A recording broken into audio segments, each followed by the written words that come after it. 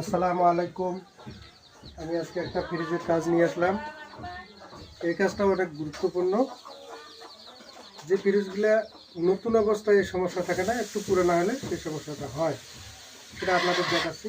আপনারা ভালোভাবে দেখবেন। বাসার কাজ বাসায় করতে হবে। এই ফ্রিজটা বলতেছি, এই ফ্রিজটা দীর্ঘক্ষণ চলে। আগে কম চলতো, খুব টাইমলি চলতো। এখন দীর্ঘক্ষণ চলার কারণে এই দেখেন এখানে এই জায়গাটা ফুলে গেছে, মানে তাই গ্যাসকেটটা বেড়ে আসছে, যার কারণে এদিক দিয়ে হাওয়া পাস করে এবং দীর্ঘক্ষণ চলে, তাতে কারেন্টের বিল বেশি আসে। তো এই জিনিসটা, এই যেটা একটা গ্যাসকেট, এই যেখানে খুলে গেছে, দেখেন এখানে খুলে গেছে, এখানে খুলে গেছে। তো আপনারা এটা খুলতে পারেন, খুলে ঠিক করা যায়।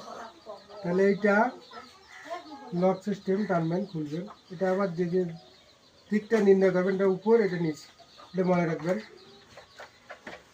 পানি খুলবেন, আমি খুলতেছি, দেখেন খুললাম। এটা খুলে এটা দিকে নিচ, এটা উপর, তাহলে উপরে কাজটা আগে করতে হবে।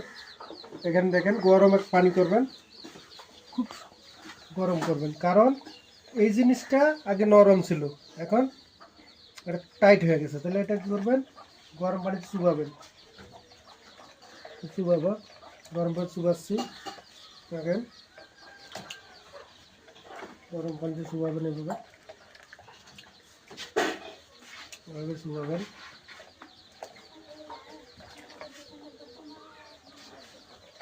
চুবিয়ে নিলাম। নিচটা এটা মনে রাখতে হবে,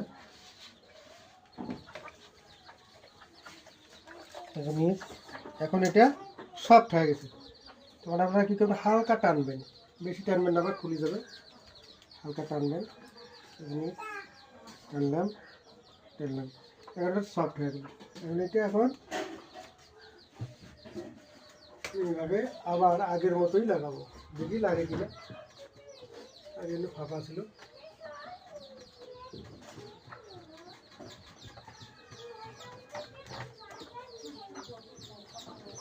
লাগাচ্ছি।